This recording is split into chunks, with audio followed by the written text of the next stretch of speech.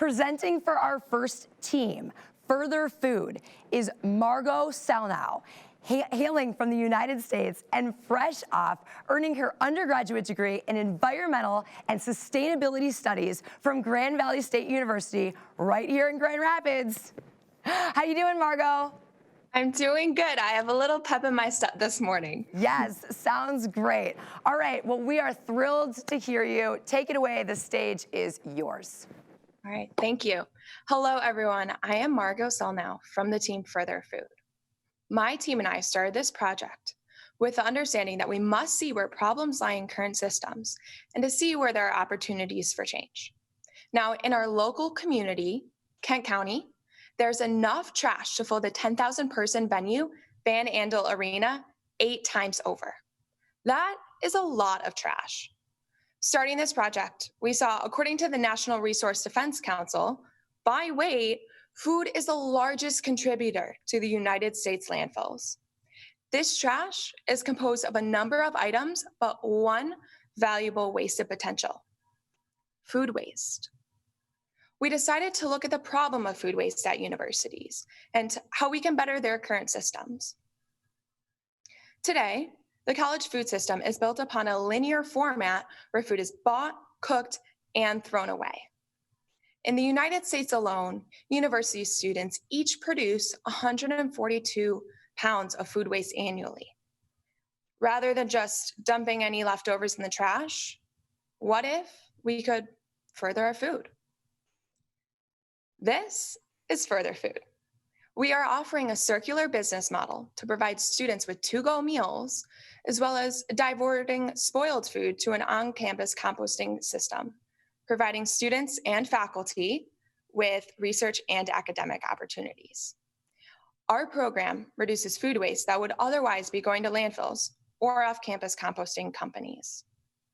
For our focus prototype, we have developed a system that is a part of Grand Valley State University in Allendale, Michigan, right here. And they have a student population of 25,000.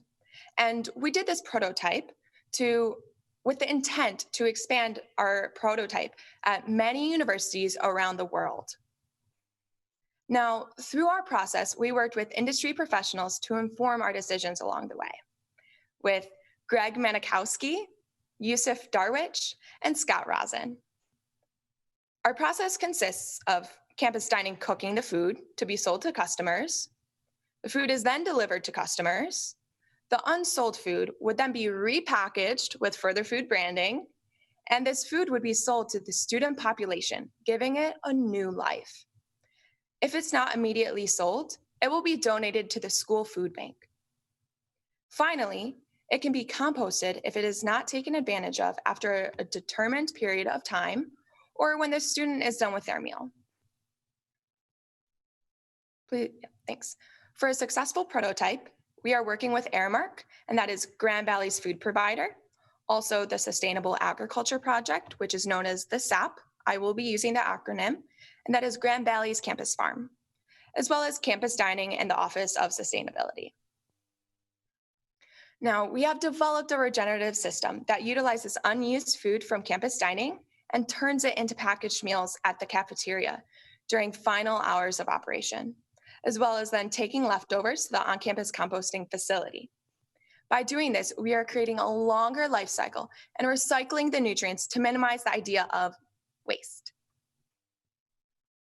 For our repurposed meal prototype, we are using a BioPlus meal package. This take-home box is made from compostable materials while still being able to be microwavable safe. Now, this window you see in the picture is included to provide the buyer with the ability to view the product.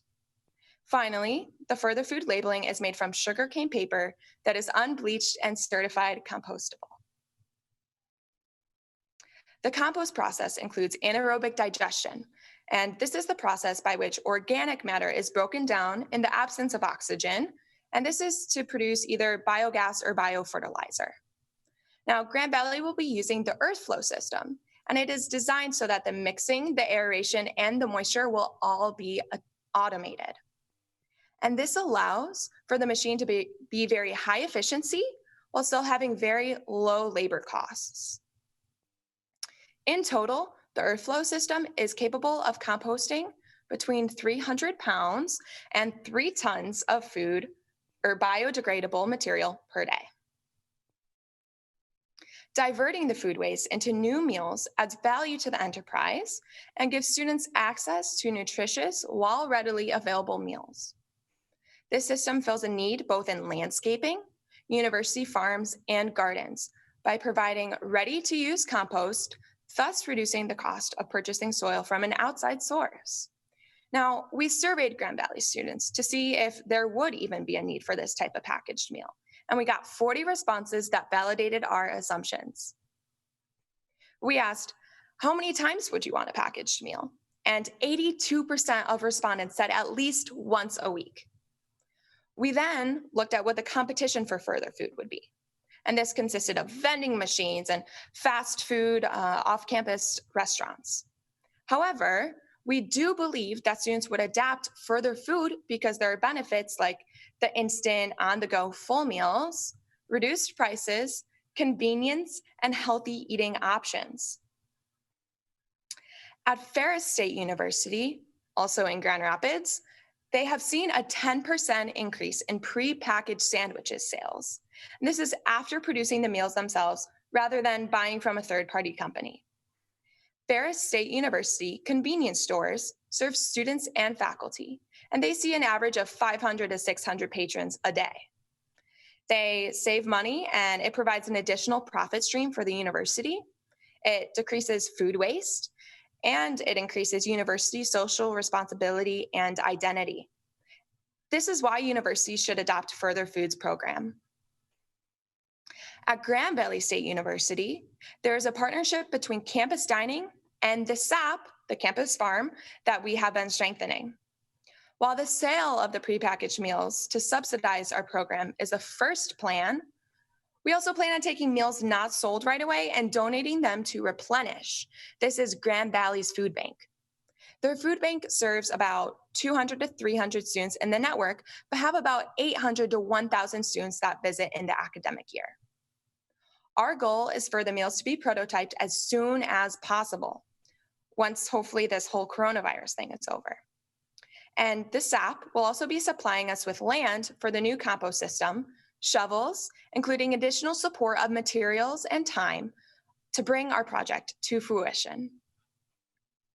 The total costs would be $72,000. While the necessary materials and structures would be upfront costs, the labor and materials will have to spread out throughout time. The revenue of Further Food would be dependent on the sales of the meals, as well as saving on costs for producing compost. The funding would come from donations, external funding, and the EAGLE grant, which the Grand Valley State University is applying for. It is a $1 million grant. And after the startup costs and the first year operating costs, we would have over $740,000 left over, which could last as long as 30 years with maintenance. Our net profit is just over $126,000, which surpasses our operating costs. Now, without the EAGLE grant, our payback would be at 3 years, where we would be profiting $85,000.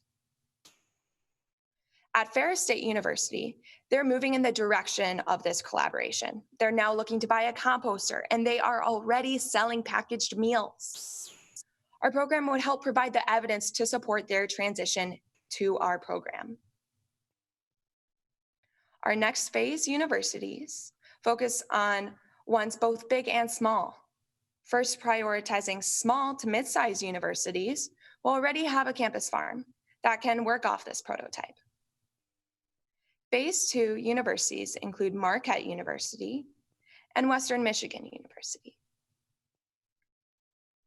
We are university students, and through Wege Prize, as well as our own motivations, we have seen how we can change food waste management at the campus dining level, how our curiosities and insights can yield greater solutions, seeing our local solutions being replicated on a national scale across universities.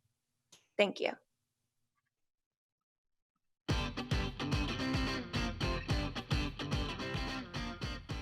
Congratulations, Margo. That's great. Thank you so much. We're going to let the judges talk amongst themselves, and then we'll come back together. Great. Good. So why don't you tell us, you have just graduated from Grand Valley State University. What is next for you? And what's going on for you in the future, and how are you going to carry this idea with you? Good. So I graduated, and prior I worked at our campus farm where we are doing the prototype. So my boss managed to want to start his own landscaping company at the same time I was graduating. So I managed to get hired as the interim farm manager where our prototype is taking place. And so that makes it extra convenient for us because we will be carrying out the prototype regardless of, kind of the end results with this competition. We went into this wanting it to be a real life solution and to actually happen. So I'm lucky that I'll be in the position with my job to carry that over.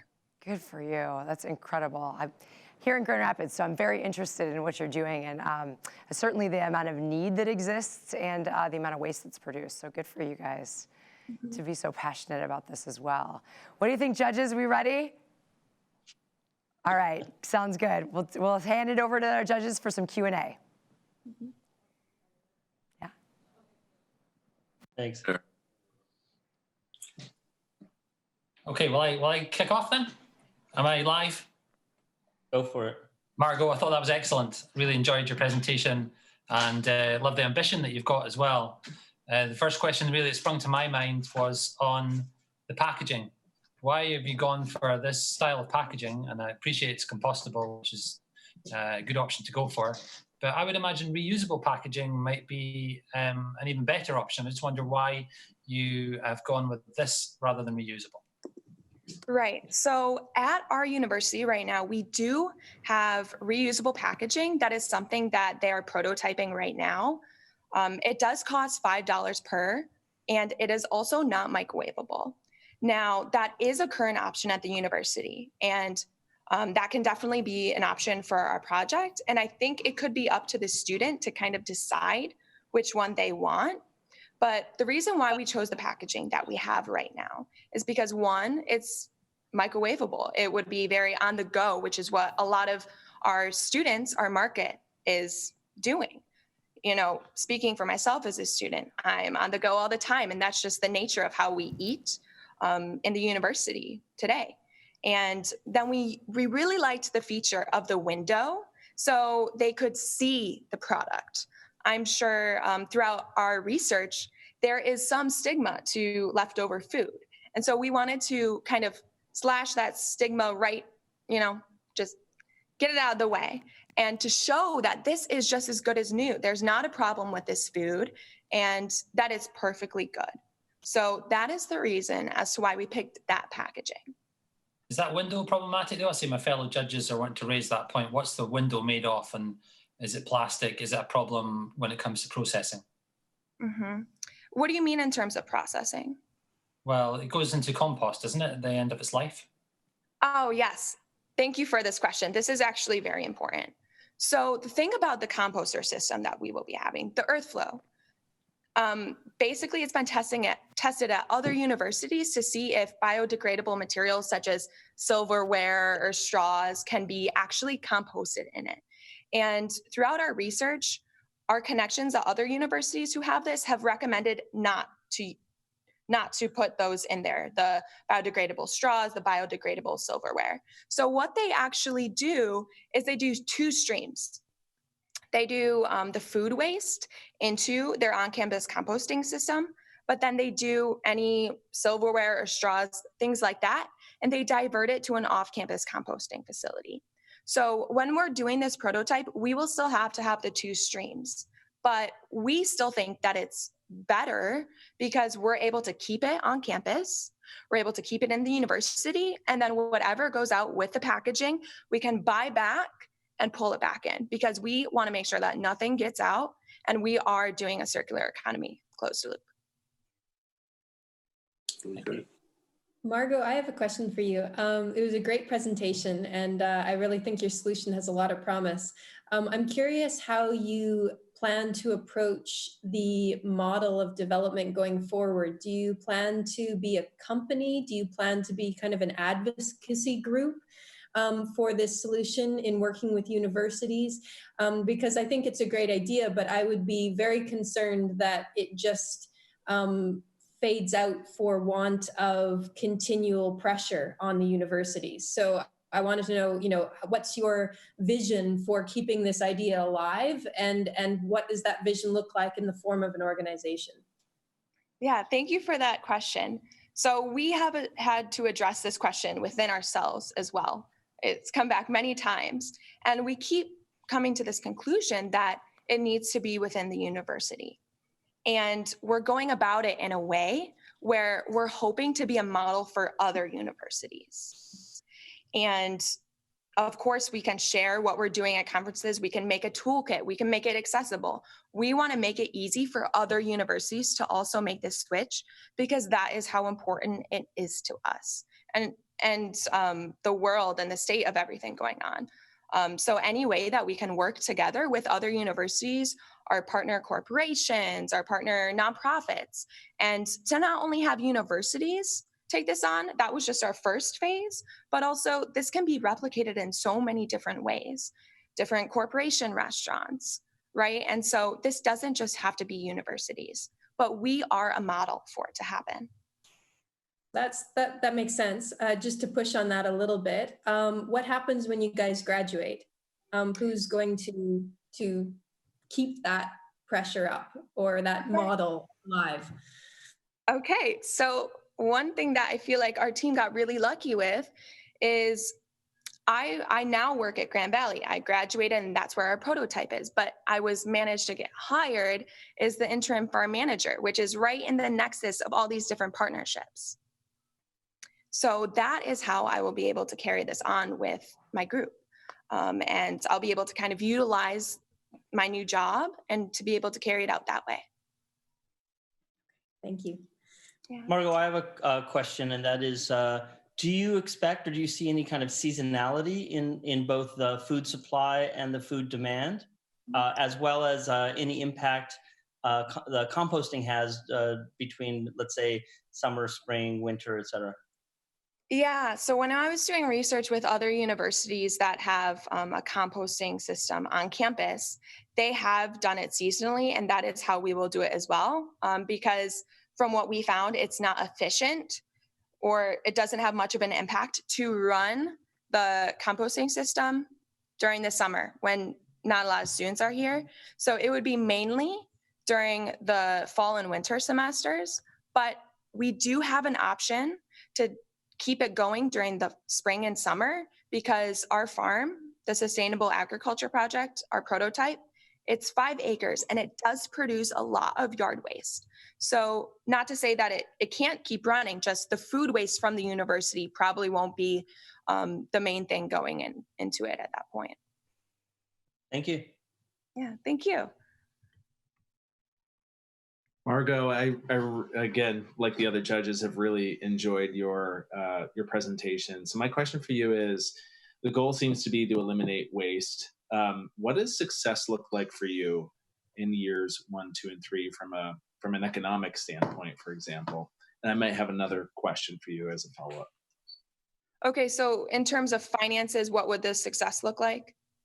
Yeah, and I guess I'm thinking, you had said that much of your funding is dependent on external sources, donations, external funding, and the ideal here would be that you would have an entirely self-sustaining model within the university and not require external funding to support you. So what does success look like? Right.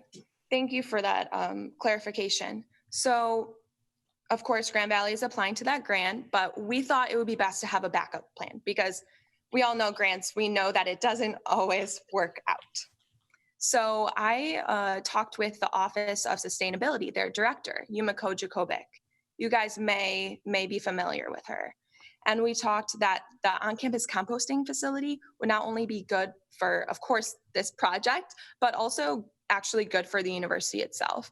Not only with the campus dining, but the ASHE score for the Office of Sustainability. And it just hits everything all around. So she did say that she would be able to direct funds from the Office of Sustainability to buy an on-campus composting system to house it at the Sustainable Agriculture Project. So that would be our backup plan. Got it. And Now, go ahead, please. yeah, because of course, that's a bulk of the cost, but there is also more costs for the supplies, the bucket, all that stuff. And so that is where we would utilize different student organizations. I have a lot of friends in the student organizations, and you can actually apply to do programming. And so that's how we can weave it into academia, pardon me. And there's so much funding through the university, especially student life. And so we have many clubs here that would want to apply for that and direct it in. I like that you're turning this into an education opportunity and an engagement opportunity as opposed to just a revenue generation type of experience. I'll turn it over to Chris to take away the final question. Yeah, well, I think my question was just answered about the educational opportunities, and I was going to ask you about. You had said that this is mainly going to be directed for other programs that already have farming components. So you've already answered my question. So thank you. And it was an excellent presentation, and you really covered all points. Thank you. Good. Well, thank you. I'm glad I could answer all the questions I could.